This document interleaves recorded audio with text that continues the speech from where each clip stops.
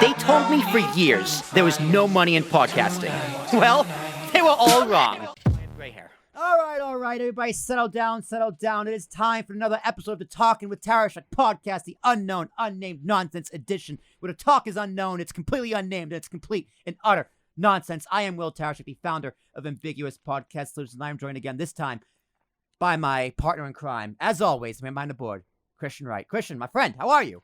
What's going on, Will? Here for some unknown, unnamed nonsense. Let's get into it. Some ridiculous questions, thought-provoking, silly, all of the above. We're about to get into all of it. It's going to be fun. It's going to be prolific. It's going to be hilarious. Prolific. That's a great word. I don't know what it means, but I've heard it multiple times. So let's just roll with that. What's the first question? First question. And you guys, we know we do this at random. There's no preparation. This is all off the top. I haven't looked at the questions in 3 days. I don't ever look at them. I only look at them when we're on the show. So there's that. All right. So let's see what we could find here. What's the hardest thing to do in sports? Oh boy. Okay. The hardest thing to do in sports. The hardest thing to do in sports is to hit a baseball professionally. So we're gonna talk professional sports. I'm gonna keep it at professional sports. Really? You think baseball? I do. I feel like there's an argument to be made, like golf. Yeah. Okay. Golf too. But the thing about golf, I'll defend baseball, but I want to debunk golf first. Golf is very much where you can get better at golf by practicing. Golf is a very individual game. So yeah, like a hole-in-one, very, very difficult. Hitting a golf ball accurately from someone who used to golf, very, very difficult. But the pressure is on you to make sure that you can get better. Whereas baseball, professional baseball, you can spend all the time in the batting cages. Once DeGrom is on that mound, you're not hitting that ball, right? Because you can get better, but so can the pitcher. The slider can break an extra inch and a half, and if it does, it's gonzo. Forget it. And the average fastball in the MLB, we can probably Google this, I'm going to say is 96 miles per hour, give or take. Average. So you have a split second. That's true. So it is. It's like, I mean, there's factors with golf, but you're not getting a ball thrown at you at 100 miles an hour. Yeah. You could take your time, line up your shot. If you got it, you got it. If you don't, you don't. But, you don't know who the pitcher's going to be. Yeah. All these different types of. And you got a split second to make up your mind. Am I going to swing or am I not going to swing? Right? Like, right. It's 60. There's a lot of judgment calls that have to be made. In real time. Seconds. Like their hand-eye coordination for baseball play. I know baseball players get a lot of shit for like not being athletes. And to some extent I get it, It's a skill. It's a game of skill. It's a game of skill. You can't just be athletic and be good at, I mean, yes and no, but I mean athletes can pretty much do anything, but it's a skill. Hitting a baseball is difficult. It's a skill thing. It's next to impossible. Like even as a kid I wasn't good at it. Yeah, right? I had to go through 3 pairs of glasses to find one that would fit right so I could see the baseball. Funny story. I never hit a baseball in my life. My ex-girlfriend was in a softball league and they were short a man. So she said, "Can you play?" I'm like, "I do not want to make your team worse than they already are. You guys have already been losing." Oh God. So I'm like, all right, I'll suit up. Granted, it's softball. It's an underhand throw. But I've never hit a baseball, softball, a ball, any object with a baseball bat in my life. They toss it up. I smack it. Fucking hit it into the fucking clouds. And it turned out I had a natural knack for it. All right. That's a story I did not. I thought you were going to say I swung and missed, struck out 4 times. Oh, no. After that, bigger. they were like, "Yo, you sure this guy hasn't played before?" She's like, "No, he played football." And they wanted me to be designated hitter. They were like, "Forget the person that didn't come today. You're designated hitter for the rest of the season." I mean, that's fair, right? Because it's softball. Was it co-ed? Or was it all girls? Yeah, it was co-ed. It was co-ed? Okay. I mean, because my ex-girlfriend was on there, so it was guys, it was girls, it was co-ed. So at least, okay, in that case, did you even have a glove? Like, do you even own a baseball glove? I had to borrow a glove. Okay. I was using cleats from when I was like a senior in high school that were falling apart. Had to tape them. They started talking in the middle of one of the softball games. Fun fun experience. But yeah, I clearly wasn't like a softball, baseball player. It Dude, just came together. Baseball is my shit. I love baseball. I've always loved baseball. My dad loves baseball. My family loves baseball. I played baseball from T-ball up until I was 15, where I aged out. Not good enough to play high school. That's okay. So you can hit a baseball then? Huh? I can. I can actually. I can't. I do have a few baseball stories. So story number one, I was a pitcher, as well as a first baseman, as well as a terrible outfielder. I'm not good at baseball. Let me clarify. I'm not good at baseball at all. But I was 9 years old on the mound, and it was one of those, like, their throw. It was one of those off the bat, you have a split second to react, and like this motherfucker hit the ball so hard right off the bat, right at my face. I just went, ah! And this, like, put my glove in front of my face and somehow caught it. Life flashed before my eyes. I didn't like what I saw, so I went home and started playing the trumpet. No. But I called the ball, and then I'm still on the mound, and I shit you not, the next pitch, so like it's like there's home plate, there's the umpire, there's like the caging where the people sit, and then there's the dugouts. Mm-hmm. So I threw the ball, and it hit the cage where people sit. Like, right. Like, I was just to the point where, like, the coach was just like, Will, take a breath, like, get a minute, compose yourself, because that was fucking awful. Right? So that's story number one. Story number two is probably the proudest moment of my entire life. 12 years old, we are in the Little League Championship. Last inning, your boy is on the mound. Your boy is on the mound. Boy. Mariano He's Rivera here. He's right outside. Here. And here's the great irony. So I'm a diehard Yankee fan. Okay. Grew up in Boston. I know. It was terrible. The irony. But my team that year was the Red Sox. I remember getting the phone call from my coach saying, congratulations, Will, you're a Red Sox. And I was like, fuck. That sucks. And lo and behold, my number was number 24. This was back in 2007 when Manny Ramirez was number 24, which my most hated player on the Red Sox by far at that time. So championship game, your boy's on the mound. Mariano Rivera, 24 reverse, his number 42. And I get the game-winning strikeout, season-ending strikeout on what should have been ball 4, striking out Connor Bolger. So, Connor, if you're listening to this, it was ball 4, but I win, all right? Fuck, I win. Also, that game, that season, we lost the first game, and then we won every single game the rest of the season. We won 21 straight games, including the playoffs. It was the most unbelievable, incredible season of baseball. In the highlight of my childhood. And what league was this? This was Little League. This is Little League. This is a Little League story, right here? Yeah, this is Little League. This is Little League. So I was this is 12 years Little old. League, bro. So it was. I'm over here thinking like this is like, high school. Oh, no, this is Little League. There I'm was 12. some glory, I'm the 12. audience, the girls are watching. He said, no, I'm 12 years old. I'm 12 years old. I mean, I'm a wee little baby. I'm a wee little pup. So how it was broken down, it was T-ball, 6 and 7. You have AA, which is 8 and 9. Then 10, 11, 12 is either the majors, which you have to try out for, or AAA, which is just defaulted if you suck. So I played AAA. I didn't even bother trying out. I was like, I just want to play AAA ball.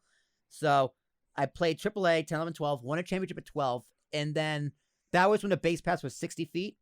And then you upgrade 13, 14, 15 to what's called the Babe Ruth League, which was the actual standard size of a baseball field. So 90 feet to the bag, 60 feet, 6 inches from the mound, and then the outfielders, however long I wanted to be.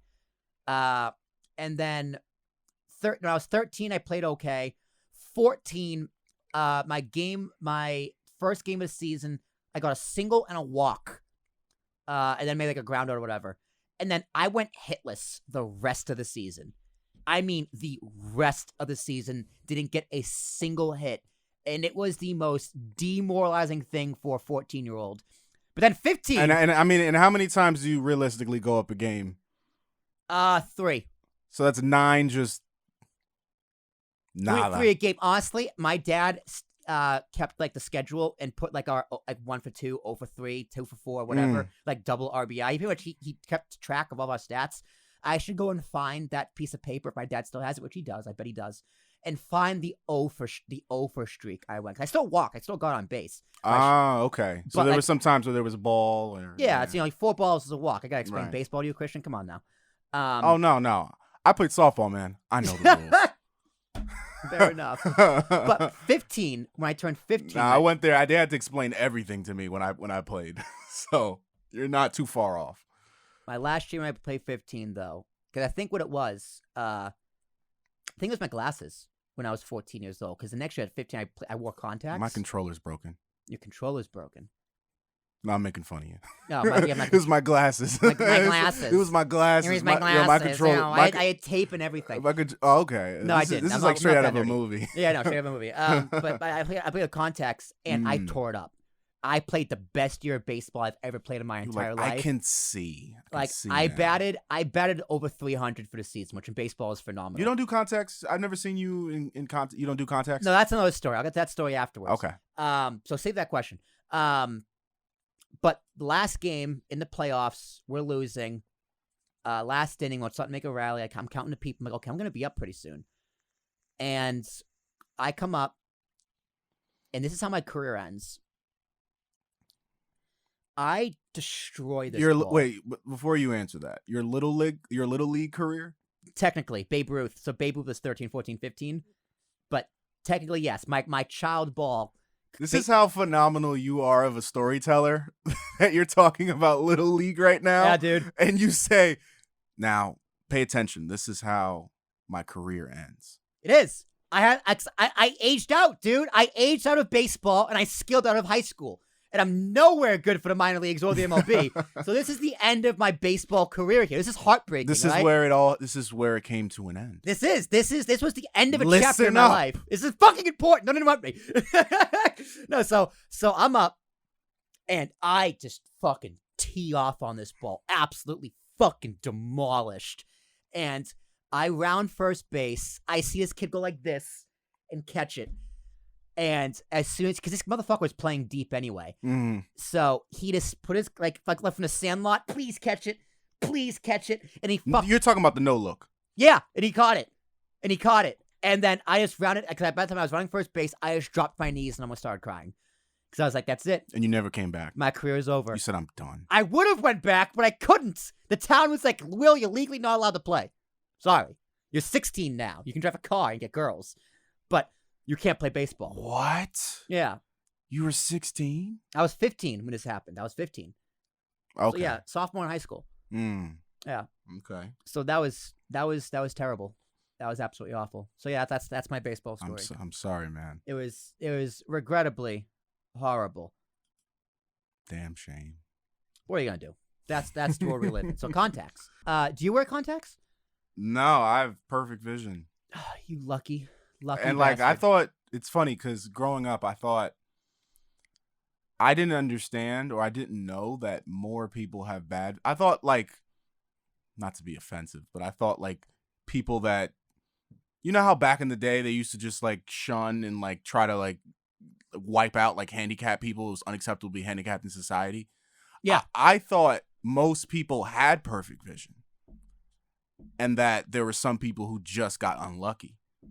And it wasn't really till I was a full-blown adult that I was like, oh yeah, like low-key, everybody's blind. I mean, as you get older too, your vision wears. But I didn't realize statistically that it's kind of like I'm not normal.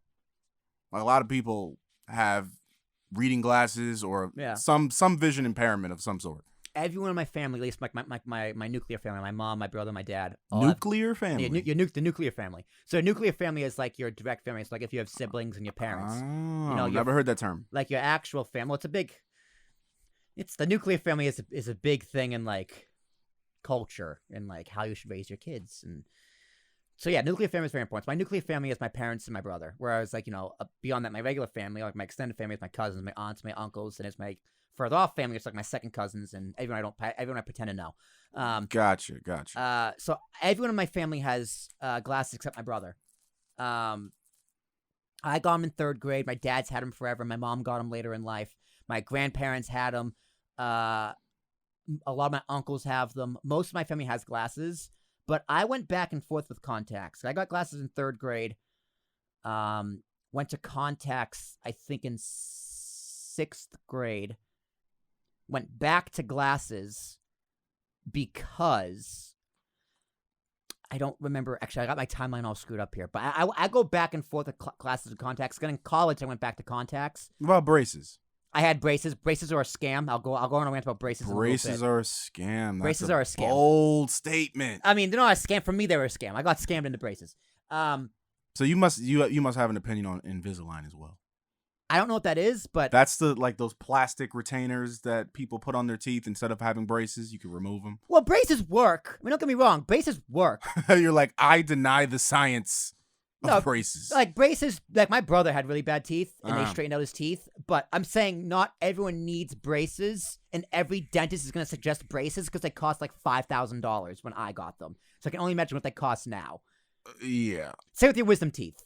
Right? I did not need my fucking wisdom teeth removed. You got yours pulled. I did get them pulled because a dentist is like, yeah, we just pull them just to be safe. The amount of dentists that recommended for me to get my wisdom teeth pulled, they still here. Yeah, you know what? You're lucky. You saved probably like 50 grand. I don't know 50 grand? I don't know how much they actually cost, but they cost a fucking lot. And what convinced me to do it, my mom was just like, listen, Will, you can do it now where we're paying for it, or you can risk it and risk paying for it yourself later in life. And I was like, fuck. I'm going to have to fact check you on that 50 grand. Yeah, I doubt it's 50 grand. I highly doubt it's 50 grand. But it's really expensive. So while I'm telling my contact 1 year story, of college at a prestigious institution is the amount of money it will cost. So I had braces. The average lifespan of having braces is about 3 years. I had mine for 14 months. Okay, so that's brief. Yeah, very brief, which tells me I probably didn't actually need them. Although, look at my teeth right now. You can see the gap. So I probably need them again. Yeah. So I probably need them again. If we're calling a spade a spade. I have a small gap. You can't really notice it, but small gap. Yeah, well, it could be worse. So while I'm telling my contact story, why I kept switching back and forth, look up the average cost of braces and wisdom teeth. Average cost of braces and wisdom teeth. So my contact story is I kept going back and forth. One, because the contacts would keep breaking in my eye. What? Like I'd just be like doing homework and I'd blink and my contact just rips in half. And I got to pull out like 2 or 3 pieces of contact from my fucking eyeball, which is traumatizing and it hurts. But what really made for a me child, you want to specify for braces? Braces for a child. Why would it cost more for an adult? It's probably like, movie theater prices. If you're a certain age, you get a discount. I mean, I didn't know that, but yeah, if there's 2 different prices based on age range, I think that's some bullshit, but I'm curious. And then you said average cost of wisdom teeth. Wisdom teeth. But really what made me want to get rid of contacts forever and throw them in hell. Dude, oh my God, I just seen the result and you couldn't be 50 grand? I tried pulling them out of my ass. All right, 50 fine. fucking grand? How much? All right. So we got $75 to $200 per tooth. That's it?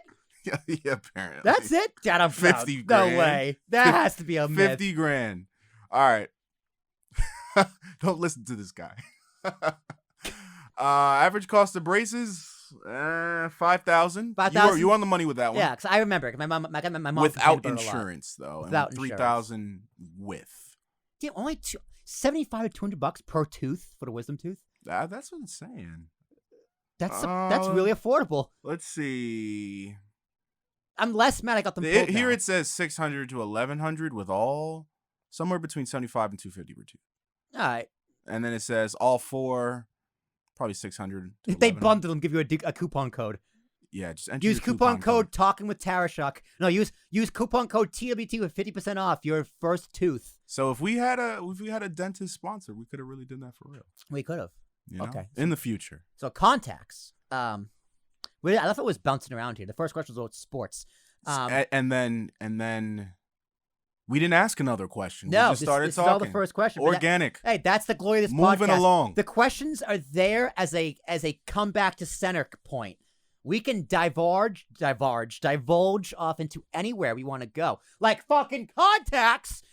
So contact lenses, because you're going to love this story, I promise. Contact lenses. So I was in Washington, D.C. with my friends and his family going camping and visiting Washington, D.C., seeing all the monuments.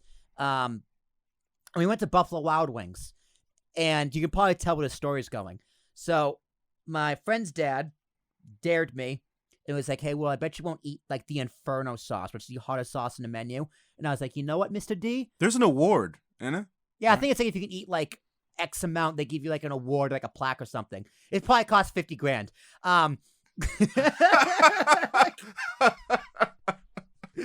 But so I accept. You gotta start throwing $50,000 out for reckless things. We need T-shirts. It probably Canada. It probably costs $50,000. Yeah, $50,000. 50 Canada coins. So I'm gonna get a story out one way or the other. I promise.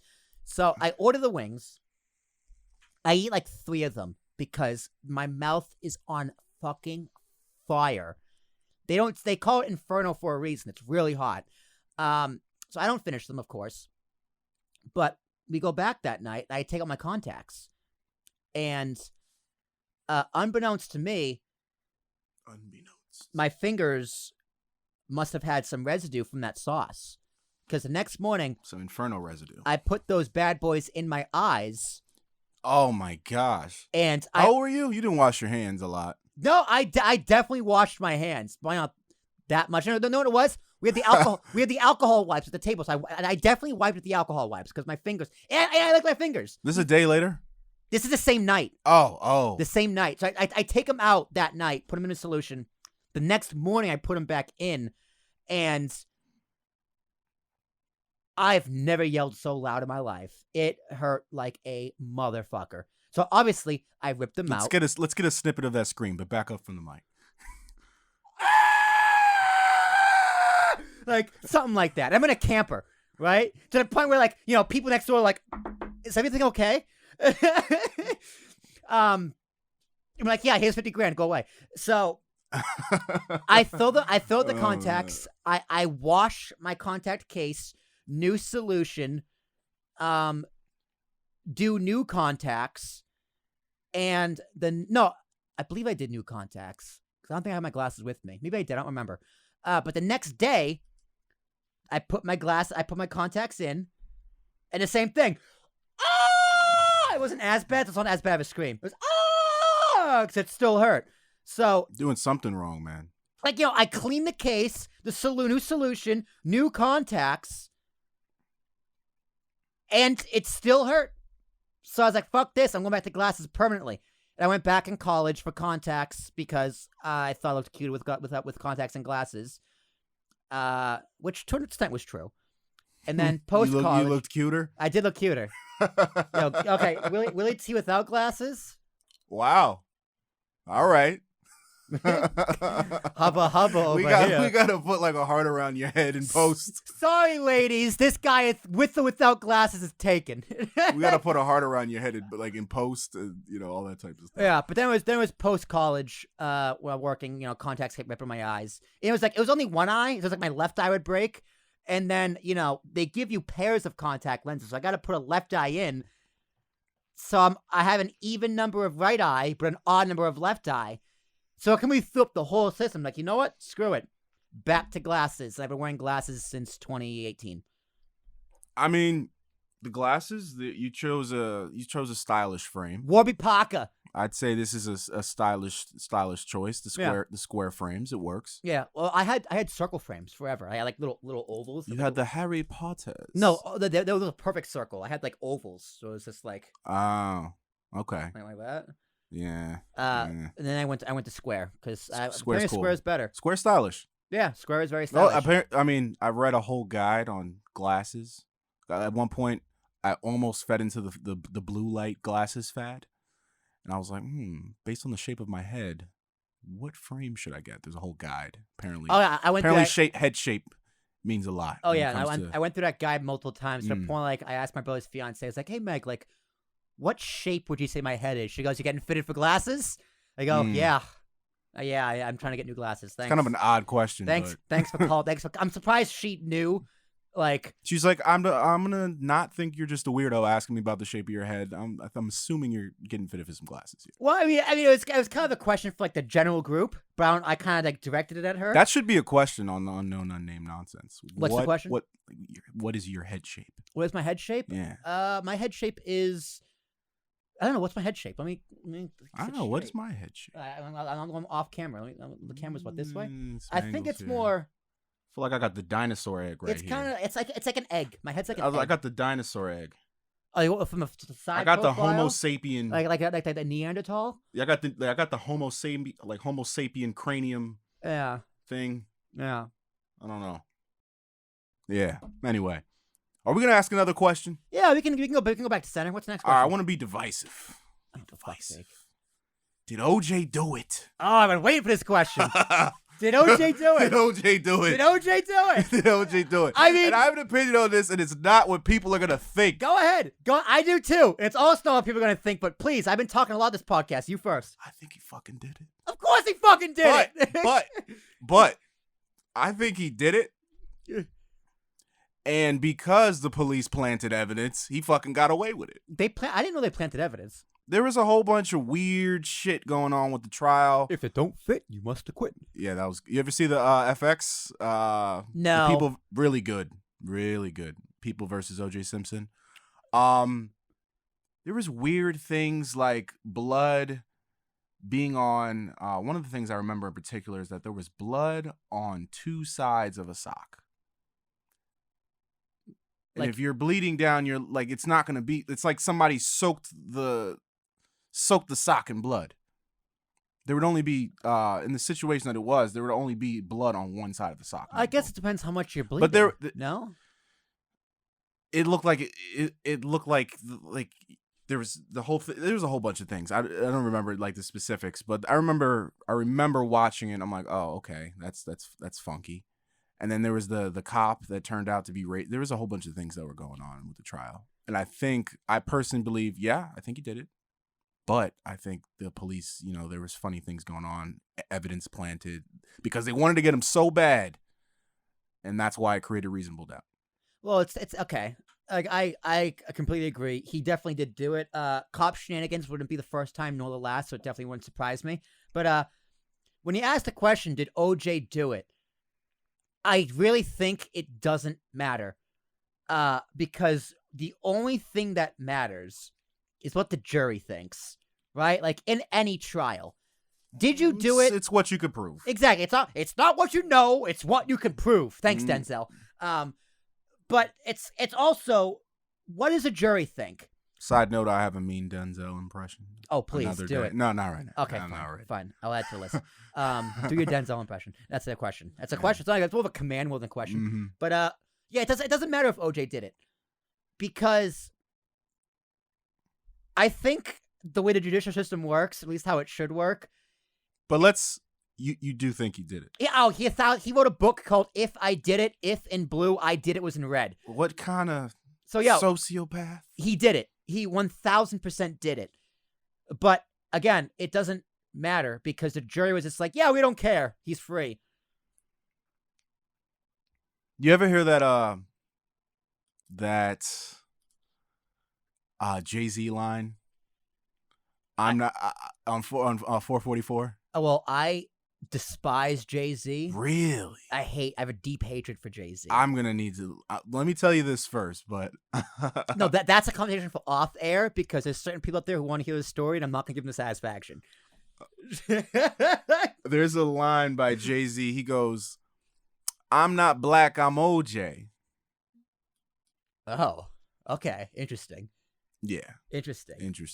Take up to interpretation, but basically. But I think it's a deeper question of the justice system, how it works and how it should work. So OJ might not be the best example for the point I'm trying to make, but I'm going to do a different movie. Because OJ is really a movie. His whole life is just a giant movie. Just don't tell anyone. It's like a Truman Show, but it's just OJ. I forget the name of it, but it had Matthew McConaughey as a lawyer and Samuel L. Jackson as his defendant, based on a true story about this father in the South, maybe like deep Georgia, in like the 60s-ish, where these two guys raped his 11-year-old daughter and was arrested for it. Mm-hmm. And then when they were going into the courthouse, Samuel L. Jackson entered the courthouse with a shotgun and killed both of them. Mm. So the trial turns to Denzel's trial, where he's now on trial for murder. And the argument is, he didn't know what he was doing when he did it. He was insane, this, that, or the other. And spoiler, if you haven't seen the movie, it came out in the 90s. Denzel's the lawyer.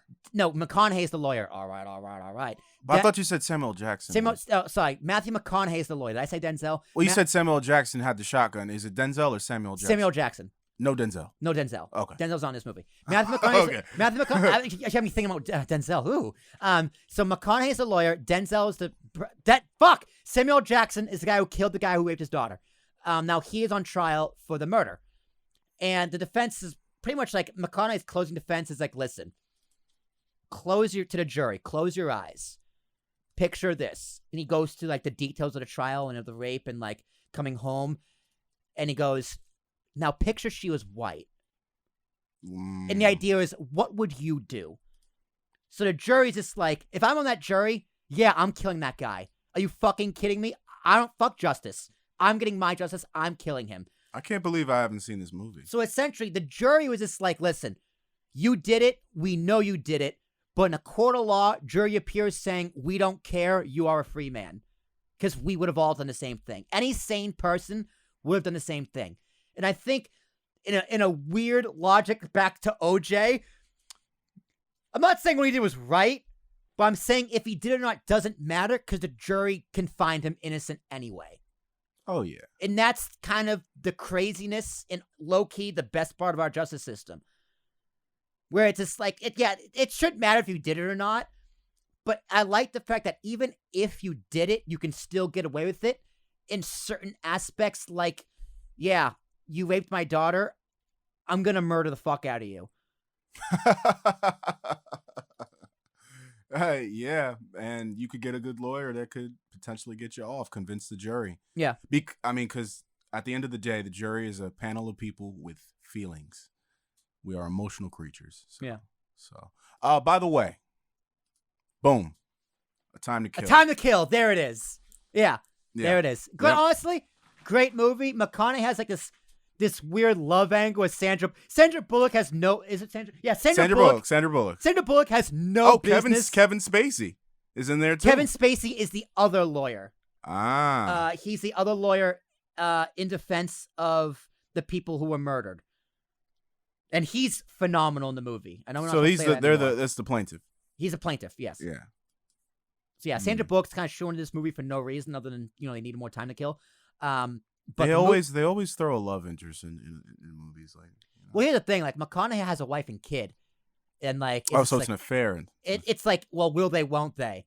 And the stress of the trial. Exactly, because like the stress of the trial, because he's a white guy defending a black guy in the deep South in like the '60s era. But he's like a good one, or he's like he's trying to defend Samuel Jackson in the movie. He believes in him. Everybody else is like this and all that. Yeah. So he's stressed out. And his house gets burned down by the Klan, so that happens too. Oh, so wow. The Klan's in this movie, like it's 100% based on a true story, whatever the fuck that means.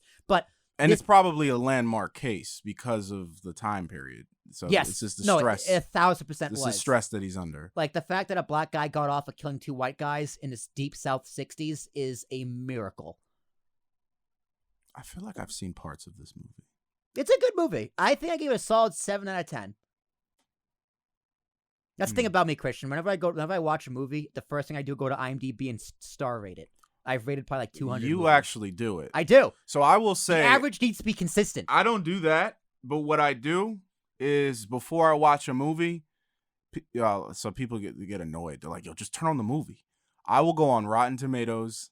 I will go on IMDb. I will read the reviews prior to watching it. Oh, I don't do none of that. Especially in the era of streaming with Netflix, Hulu, and Amazon originals. Especially on Netflix with the cookie cutter Netflix movies that are an hour and a half. Mm-hmm. I'm like, is this a Netflix original? I might need to look up the reviews before I waste an hour and a half of my life. So the other I personally don't think an hour and a half. I don't think you can. It's difficult to have a great movie only in an hour and a half. It depends on the movie. Like comedies, Comedies are fine. most comedies are not hour and But a like half. like they had like a thriller and only an hour and a half. I can't do it. Yeah, tell The Departed in an hour and a half. Good luck. Tell The Godfather in an hour and a half. Good luck. Mm. So like the other day, Jazz and I watched Bridesmaids. I have never seen Bridesmaids, and I won't look at the rating before I see the movie. I'll look at it after. That's not true. Sometimes I do it before, but typically I do it after. And Bridesmaids is rated 6.8 out of 10. And 288,000 people rated it. And I was like, yeah, that sounds about right. I rated it a 6. The Departed. No, Bridesmaids. The Departed. What did I do for The Departed? So The Departed is an 8.5 out of 10. That's 1.3 million stars ratings.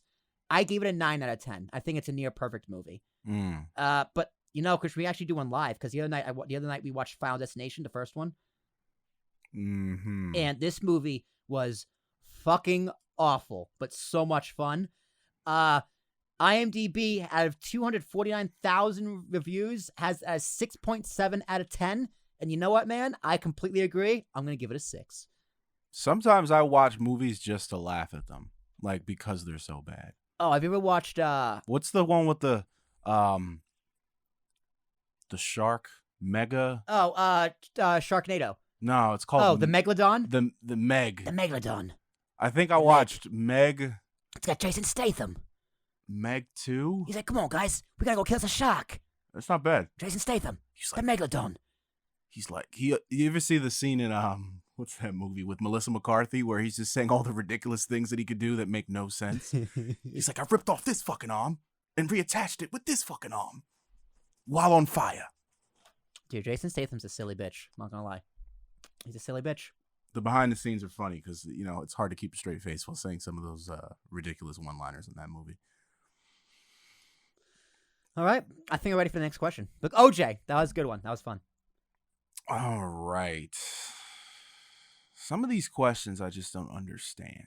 Perfect. Ask it. No, I'll explain. What purpose do geese serve? What is... Yes. Ooh. What? Fill me in. What do you mean? Why? Like, that's the question. It's not something I've ever thought of. Exactly. That's why I asked it. It's something I thought of. I was just probably sitting on my couch watching wrestling or playing video games. Were you sober? Most of these questions are not written. Actually, are not written when I'm sober. So the answer, probably not. So what purpose do geese serve? You know why I asked that question on a podcast? So you're thinking about the food chain and like everybody's respective duties in the ecosystem. What do geese do? Dude, I don't know what I was thinking. But I think geese solely exist to fucking annoy me. Geese just annoy the shit out of me because they're everywhere. They're everywhere. They're always on the golf course and they poop everywhere. Geese shit is like all like, open my fridge. God damn it, there's some geese shit in here. How'd that get there? Not again. It's gonna cost me 50 grand to replace this fridge. But yeah, geese are just the worst. They're the worst animals on the history of this planet. But I feel like this could be a question for Google. Let's see what Google says. It's good to see what Google says. But Chris, I don't know if you know this, but I can actually speak to geese. Can't just say that and then not explain. So here's how you speak to geese. You gotta go from afar, inch up close. You just gotta go, honk, honk, and that's it. You can speak to geese. And what do they say back? I can't tell you that, man. That's between me and the goose. No, let me tell you. Let me tell you something, brother. What's good for the goose is good for the gander. Somebody asked this.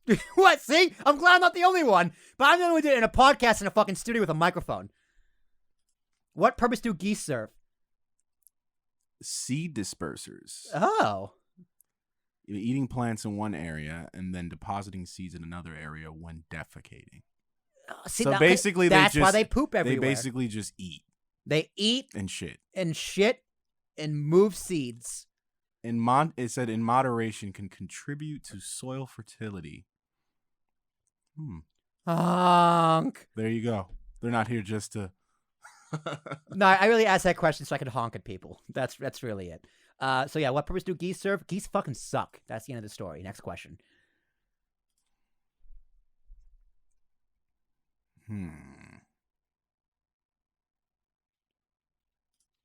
This is random. Don't overthink it, Christian. This is random. Don't overthink it. Do you think dark mode on your phone is better for your eyes? Did I actually put that on there? Yeah. I did? I don't remember putting that on there. I mean, and then I want to add on to it, though. Go for it. Night mode with the warm colors, which probably feeds into the blue light thing. Do I do night I do night mode, but I also have trouble sleeping, so I do anything possible to... I have an eye comfort shield on my phone. Oh, you actually have it physically on the phone? No, like it's a setting. Keep your eyes comfortable by limiting blue right? light and you using have an warmer Android. colors. Yeah, so easy to fall asleep. Adaptive. It automatically adjusts your screen's color temperature based on usage patterns and time of day. So yeah, Mike, I notice if I'm in a building, put the split screen. If I'm like in a building, and it's dark, and I walk out and it's light, my phone will automatically adapt. Oh yeah, my phone does that. iPhones do that. Yeah, a lot of phones do that, but I don't keep my phone on dark mode. I do. I don't know. I just don't like being blinded with white light, but also the fact that it's just dead pixels. If you have it in dark mode, it's not, or that's what I believe. I don't know that for sure, but I'm pretty sure, the dark mode is just the absence of light. So your phone is using less energy to show you the same thing. Well, that's interesting. We should Google that. We need a good, none of us are eye experts or phone experts, but we need a good Google search on this to help us out. Let's say, does dark mode save battery? Let's start there. Does dark mode save battery? Because is it better for your eyes? I'd guess yes. I think I might be debunked here. A long pause now. I'm going to guess yes. Using a higher brightness in dark mode draws the same amount of power as lower brightness in light mode, making it easier on the user's eyes. This indicates that although dark mode may not be as battery efficient as expected, it does have some benefits. Yeah, I would say maybe it'll save you a few minutes on battery life. You would think it would, though. Not by not showing the pixels. Like, black is black. You turn up the brightness, the areas where it's black, it's still black. Yeah, black is literally just the absence of light. Exactly. That's all black is. Right. Where white is, hey, here's all of the lights, all at once. Good luck. Mm-hmm. But is it better for your eyes? Google that. Is dark mode better for your eyes? I would say probably minuscule. But it really comes down to preference. I don't put I can notice your Google's in dark mode. All right. So let's zoom in here. Want to read this? While dark mode has a lot of benefits, it may not be better for your eyes. Using dark mode is helpful in that it's easier on the eyes than a stark, bright white screen. However, using a dark screen requires your pupils to dilate, which makes it hard to focus on the screen. Oh. See, we're not eye experts. We didn't even think about that. That actually makes sense. It's so dark mode, your eyes have to work harder to see it.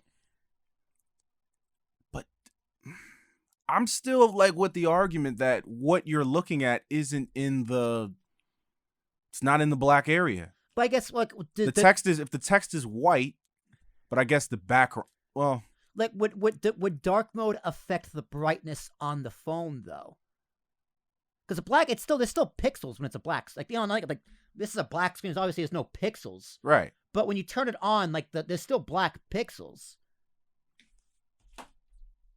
And it still emits darkness. My phone background. I'm saying if you that black still has. I'm flipping my phone off and on, and the black, it looks the same. Off, on. It doesn't look like it's getting brighter in the black areas. But, what do you know? It's an interesting question. It's all preference. some things I like dark mode. Some things I prefer light mode. Like my phone, light. YouTube, light. Google, light. I actually lean more towards light than I thought I would. I want to shout something out right now just to help the people out, iPhone users. If your address bar is on the bottom, so there was an update, right? That all of a sudden put the address bar on the bottom. Terrible. If you go to your settings where that little thing in the corner is, you can switch it back to the top. That's all I want to say, because I can't fucking stand it. iPhone has a tendency to fix things or make things that don't need to be there. They just did it, and like changing chargers, getting rid of the headphone jack, something like that, or the blue text button, or like when it's like you laughed at an image in a group chat, and like we both get texts that so and so laughed at an image. That none of that needs to be there. Oh, see, you probably don't. You have an Android, but in between iPhone users, it does like. How it says it says what it does in quotes, yeah, and it just looks ridiculous. Yeah. On iPhone, it actually just shows the symbol. I know. It's okay. an emoji. Yeah. But I get a text about it. But you will also get a text about it. If we're in a group chat, yeah. Yeah. It's stupid. That doesn't need to be there. That function is so easy to fix. Why is it there? Fuck you, Apple. It can't possibly cost more than $50,000 to fix that. $50,000. That's definitely the theme of this one. Yeah, I do that on purpose. It's called storytelling. All right, I'm looking for another one. I'm going to call it $50,000 Little League and OJ. That's the name of the episode. Oh, OJ did it.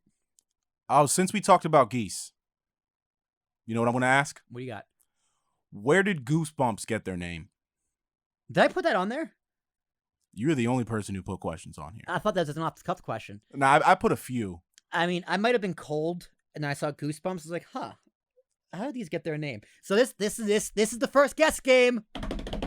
So that means, Christian, we have to guess where Goosebumps came from, and then we Google it and we find out how wrong we are. I'm gonna say this is a stretch. Long ago, there was some part of human history where we got infected by geese, and we got these bumps all over us. Oh. That's not it, though. I thought, okay. It's definitely not it. I gotta go deeper. I'm gonna dig deeper. Okay. So, back in the 1360s, there was a German philosopher. Do you know the answer to this question? No, I'm completely making all this off the top of my head. It's completely all made up. So, 1360s, there was a German philosopher called Victor von Goosebump. And he is the one. You ever done improv? No. Because this is ridiculous that you're coming up with this. So he had a sick daughter. And she noticed she was always cold. She was always sick when it was cold out. And her arm had these weird bumps. So they called a doctor. 1360s. So it's like, well, it's not diarrhea, so you should be fine. And all they did was just put her by the fire, and the goosebumps went away, and like that's it, she's cured. So that the mechanism for finding what cured his sick daughter, Victor von Goosebump, was indeed the little bumps on her arm. Victor von Goosebump. And they're like, we don't know what these are called, so we're gonna call them Goosebumps. Did they have an accent when they said it? Victor von Goosebump. So, like, here's the thing. So, like, it's actually not Goosebump. It's something else, but in the English translation, it translates to Goosebump.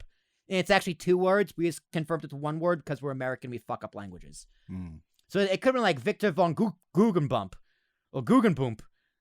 And they're like, they called them Guggenbumps. In this entirely made-up theory. Yes.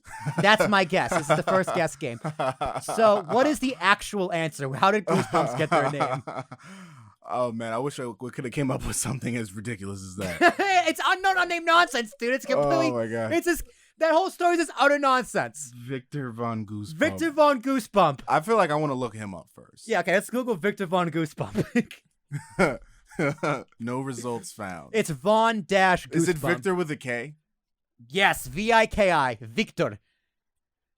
Victor von... You know, like Victor Crumb in Harry Potter? It's Victor von Goosebump.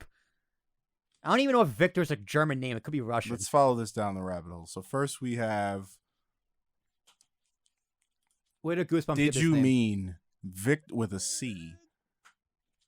Victor Van Bursaw. Burbusiv? I think you made this up. I don't think there's a no. All right, let's go to the actual question. The question also could have been framed like the book franchise. All right. Yeah. The term goosebumps derives from the phenomenon's association with goose skin. Goose feathers grow from pores in an epidermis that resemble human hair follicles. When a goose's feathers are plucked, its skin has... I don't know what that word is. Where the protrusions. Protrusions, fancy you over there, where the feathers wear and bumps are what the human phenomenon resembles. So it's like when you abuse geese, we get names for things on our arms. Basically. Well, you ever rip a hair? You ever like pluck a hair and it leaves a bump? But I don't even know who thought this through. I don't think they were sober either. I don't know, dude. I got goosebumps right now. I mean, it's just my pores. I don't know. It's a little chilly in here. Pores. Like, okay, so like you get goosebumps when you're cold or when you're scared. How does that work? I've never. Only when I'm cold. Like, if you're really scared, I guess you haven't been scared enough. Wow, you're fearless. You're a fearless leader. You're as fearless as Victor Von Goosebump. But like, you know, like, I'm so scared my hair is standing up. I'm just looking at my arms, looking for goosebumps. Like, goosebumps appear! Honk! Nope, not there. What about when something's ticklish? You know, that's a good question to add. You probably get goosebumps when you're... I've seen people get goosebumps when they're... That's a good question to add to the list. What makes people ticklish? Why can't you tickle yourself? That's a great question, as I tried doing it. Why? Okay. I mean, I feel like a video could go viral with somebody like actually hysterically laughing while tickling themselves. No, it's not gonna work. Just going all over the place and telling themselves to stop it. Stop it! Oh, this is too ridiculous. Okay, this is a good additional question. Question number 106. What makes people ticklish? Let's add that one. Why can't you tickle yourself? And how come some people aren't ticklish? And have you ever seen the documentary Tickled? The documentary is phenomenal, first of all. Why can't you tickle yourself? I mean, I think these are questions that need answers. We should probably address this right now. Yeah. I mean, actually write it down. We can just do it right now. Yeah. So yeah, let's go to the good old Google machine. Should we guess first? What Victor Von Goosebump actually also discovered tickling, and his prize was a plaque worth $50,000 for braces. Tying it all together. Hey, it's a weird Wednesday afternoon. What do you want me to tell you? What makes people ticklish? Is that what? The idea of someone tickling themselves and telling themselves to stop. I can't control myself. All right. What makes people ticklish? Well, it probably has something to do with an involuntary response. So it's the brain. Autonomic. How do we say that? Autonomic. Yeah. An involuntary autonomic response. One of the jobs of the hypothalamus is regulating emotional responses. It also controls your reaction to painful stimuli. If you're very ticklish and laugh or feel uncomfortable when your feet are tickled, you may be having an involuntary response generated by the hypothalamus. Excuse me. So I don't like this answer. It's too straightforward. It's just like, if you don't know, if we can't think of a valid answer, just the brain. The hypothalamus. There's an A in there. Hypothalamus. Hypothalamus. There it is. Hypothalamus. Hypothalamus. I don't know, but yeah, it's just a part of the brain. So it's just your brain giving a response to the sensation. But it says painful stimuli, so apparently, like, getting your feet tickled is painful, but we just laugh at it. Well, here's the thing, dude. Like, tickling. I don't know. Okay. All right. Hear me out for a second. If I was going to torture someone, If you were going to torture someone, I would tickle them. you would tickle them. Yeah, I think tickling is probably the best form of torture. No one likes being tickled. Nobody. If you like being tickled, we need to have an interview, like a full 1 hour talking with Tarashuk in studio if you're in the area, free of charge. But like, from someone who's in a relationship, tickling is a very effective way to get something, or to get an admission, or to get someone to change their mind. I think tickling would probably be the most effective. I don't know why they're not tickling people in Guantanamo Bay right now. Where are the terrorists? Can you laugh to death? Oh yeah, for sure. Because it's like you're gonna like suffocate. Yeah, that lack of air. Yeah, because it's like you've had like a laughing fit where I can't breathe. I can't breathe. Yeah, exactly. Like yeah. So tickling. Could you imagine, dude? So my clients. They've showed that in cartoons, like people like cartoons laughing, and then they're like their spirit like leaving their body. Yeah, laughing to death. Yeah. Yeah. So why aren't some people aren't ticklish at all? Do we want to know why can't you tickle yourself first, or why? Let's do that. Why can't you tickle yourself? All right, let's switch to Google. Your brain's like, hey, I know this. Right, I know what you're trying to do here. That's you know exactly what? that's It's exactly not gonna work. That's exactly what it is. It says the cerebellum can predict sensations when your own movement causes them, but not when someone else does. It's all about Okay, unexpected. Okay. It's all about perspective. Yeah. Okay, so like, why? There's someone out there ticklish? that can do this. I know there's someone out there that can tickle themselves. Like there's something wrong, but they can do it. All right, so but like, how would you prove that? I mean, they could just be like one of us, just pretending to hysterically laugh. You know what I mean? Like, okay, how can you prove that you can tickle yourself? No, there's no. You can't Take a lie detector test No, while those you are do bullshit too. Those aren't it. real. Yeah, I mean, people can beat lie detector tests. Exactly. Well, So it'd have to be a ex-CIA operative. Well, here's the problem with lie detector tests. They do work. They are real. I shouldn't say they're not real. Oh yeah. But they only work on the people you don't want them to work on. So like, how do you beat a lie detector test? You gotta be psychotic. Like you need to be the kind of person who you would want to take a lie detector test. Like a murderer, like OJ, he probably truly doesn't believe he did it, so he would pass the lie detector test. Because he's so like Jeffrey Dahmer, he would probably pass one because he's so psychotic, right? Like they're mentally just not there. Whereas normal people like you and me, we couldn't pass one because we're not. At least I don't know about you, but we're not crazy enough to pass one. Or have the training. Precisely. Mm. So I think it's the same thing with why can't some people be tickled? They're psychotic.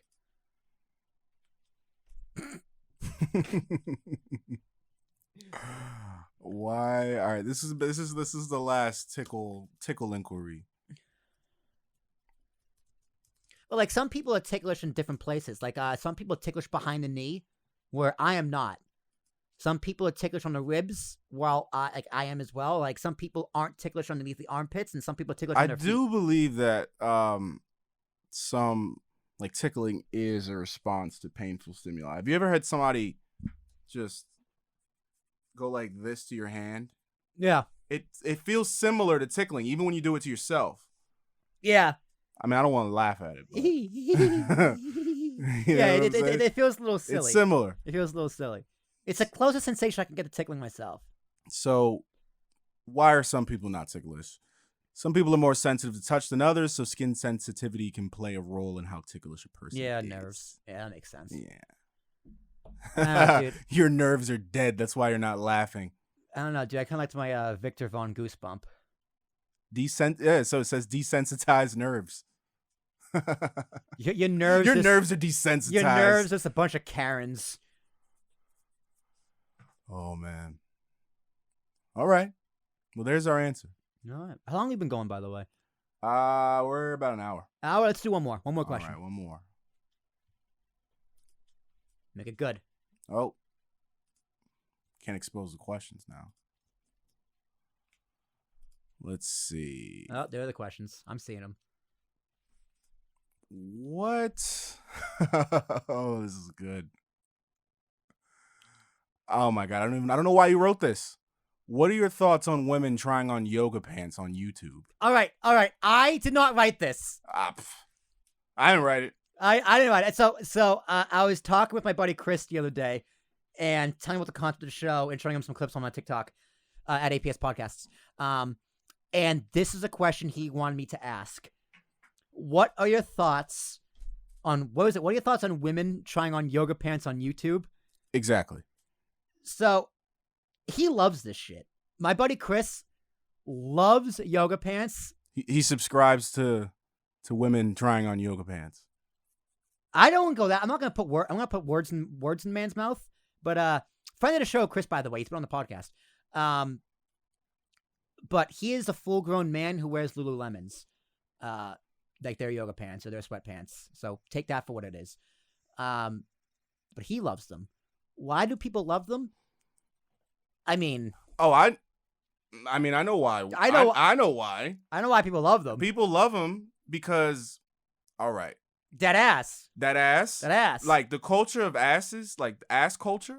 In the past 15 years. Has changed. Unbelievable. Asses are in more than ever right now. Yeah, dude. Even if you don't have a lot going on back there, yoga pants will embellish what God gave you. And you get different angles. You got better angles. Oh yeah. Hey, listen, man. These ladies, these women, make a shit ton of money doing it. You know what? Power to them. I can't do that. I gotta make money the hard way with a job. But they found a cheat code, and I'm not gonna be mad at women for finding a cheat code. Sex sells, man. Sex sells, and I am one of those people. I mean, the way I look at it is that a lot of women who have taken something that traditionally has been used against them and flipped it on its head. You know what I'm saying? Yeah. Women are over-sexualized. Yeah. And they're like, all right, well, you know what? I'm gonna make some money then. Yeah. Yeah. And I don't have anything bad to say about that, you know. Get it how you can. They're doing the Lord's work. That's how I put it. They're doing God's work. Power to them. You go, ladies. I mean, if we're going to be in this society where women are over-sexualized, you know, use it to your advantage. Yeah. I gotta say, nothing sounds more boring than watching women try on yoga pants on YouTube, but they get millions of views. There's a niche thing. This is a thing. Oh, yeah. Dude, go to YouTube. Look it up right now. Find some channels. And see how many views these ladies get. Just channels of people trying on pants. Just go to YouTube, type in women trying on yoga pants. Because here's the thing, dude. They review the yoga pants. They get sponsored by the people who make the yoga pants. All right, so my question is, who's watching this? I feel like it's other women that are genuinely interested in buying these yoga pants. Yes. For sure. And just guys that are creeping. Or not just necessarily guys, but people that are attracted to the women that are trying on these yoga pants. It's a bunch of guys who are trying to wean off their porn addiction because their girlfriend/wife wants to leave them. So it's like it's like nicotine gum. Yeah. They need their fix. For smokers. Need their fix. It's one step down. Yeah. I don't get me wrong. I'm sure they. So it's not soft porn. It's just people trying on clothes. I've never watched one of these videos, but Christian, can you play? I'm serious. I haven't. But can you play one of these videos and overlay it so we can do a live reaction to one of these videos? Oh yeah. Let's do that. Do that, so and then we can end there. We can end this show. Chris, my friend, this is for you. Son of a bitch. That's a stupid question. I can't believe I put that on here. Trying on. Yes, women trying on yoga pants. How many views they get, and we'll just watch like a minute of one. I'm sure it's a genuine review. It's like oh my god. Yeah, oh how my many? goodness. How many views? The thumbnail on this. Over 50,000. The thumbnail. Show it. What we got? Let me see. I'm dying for it. The thumbnail on this. The second video here. Come on. Yeah, you know what you're doing. How many views is that? 720,000. The one under it, 169,000. That's a year ago. All right, scroll down a little bit. See what we got here. these all the same chick? This girl, yeah, some of them look. Wow. 1 point. Okay, do the 1.8. 1.8 million. Yeah, 1.8. Trying on Amazon scrunch leggings heart emoji. Wow. Come on, Chris. You don't have ad blocker on here. What is this bullshit? What are you? Minions. Oh, we gotta watch the ad. Yeah, did you get anything? I'm gonna install ad blocker for you. Nah, right? I have it on my. It's because different profile. Copy. Puppy. The puppy's wearing The yoga puppy's pants. wearing the leggings. Angela what's this chick's name? Angela something. So, power to you, Angela. If you're on audio only, I'm going to do my best to explain it to you. Oh my God, there's money in a toilet and she's flushing it. That's like illegal. I don't know if you can actually do that. I hope it was fake money because those are Benjamins. All right, Christian, skip ahead. I don't care what this woman just talking about yoga pants. We can't hear the audio. All right. Let's Oh,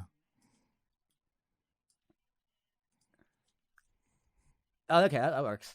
Oh, we're skipping ahead. Oh, we got chapters. We got chapters. Oh, it says most replayed right here. This part. It says most replayed. That's hilarious. Right there. Wait, she's telling us how her booty looks.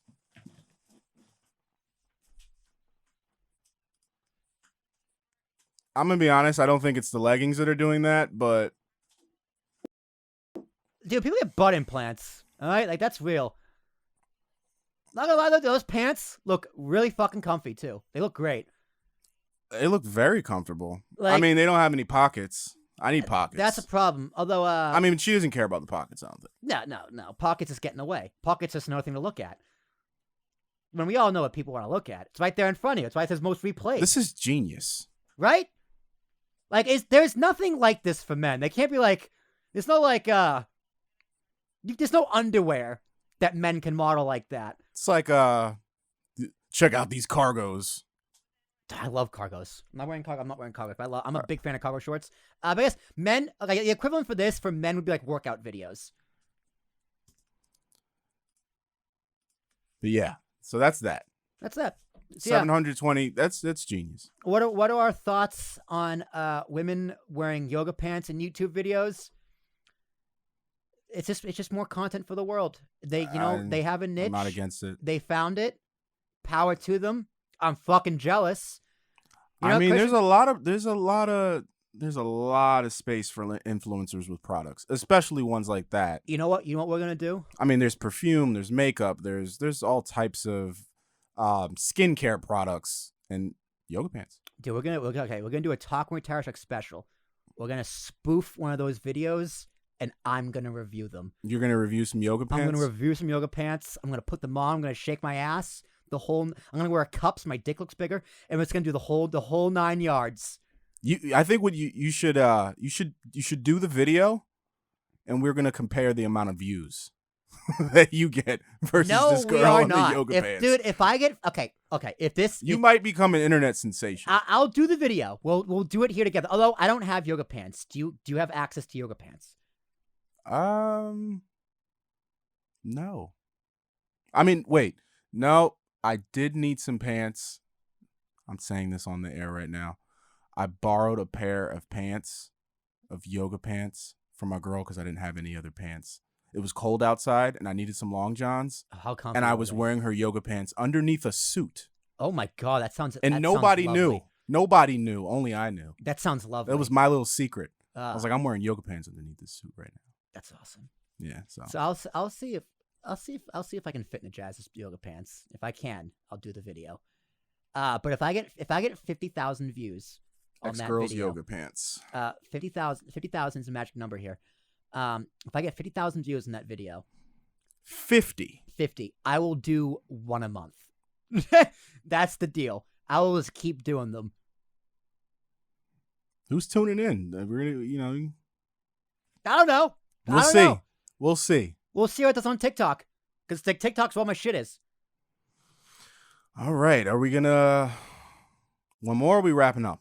Nah, it's wrap up. I'm hungry, and I gotta be home by 7 o'clock. So that's pretty soon. And there's going to be traffic. So, ladies and gentlemen, thank you so much for episode number, whatever the fuck episode this is, of the Talking with Tarashuk podcast. 50 grand. What were the other things? 50. What the fuck else did we talk about this episode, Christian? 50 grand. We talked about contacts, braces, hardest thing to do in sports. Oh, no, it's Little League. So 50 grand, Little League, OJ did it. That's the name of the episode. That's nothing like, yeah, my title's a clickbait. No shit. Thanks for noticing. I'm Will Tarashuk, T as in Thomas, Arashuk. If you want to be a guest on this podcast, if you want to join Christian and I for the unknown, unnamed nonsense and answer these questions, including your own questions, if you want to ask me, what is the backstory for Victor Von Goosebumps? What happened to his wife? She's dead, by the way. Ask me how. I'll tell you a story on how she died. I'm going to tell you a story. It was Goosebumps. Email me, will@apspodcast.com. It's apspodcast.com. And we'll get you on the podcast. If you are in the Montclair, New Jersey area, we can do it in person. I'll shake your hands. This goes on. It's not infernal hot sauce on it first. Or if not, we can do it remote over the interwebs on Zoom. We can bring you in like we did with Nash just a few weeks ago. It'll be a lot of fun. Again, that email is will@apspodcast.com. Or if you want to be like all my other guests, we can talk about anything I generally find interesting. Next week's going to be a doozy. We are speaking to my boss, my current boss, as in the person who makes sure I get paid. So that's going to be fun. We're going to talk about Web3, student loan debt, forgiveness, the economy, and what exactly we do as a dynamic duo and as a grade A team for my day job. Christian, I know you're looking forward to that one. That's coming next Tuesday. So what do you got? What do you got for me, my friend? I'm just going to wrap it up. This has been a APS podcast, talking with Tarashuk specifically. I am Christian Wright here at Cube Recording Studios. Come through and stay tuned for the next episode of Talking with Tarashuk.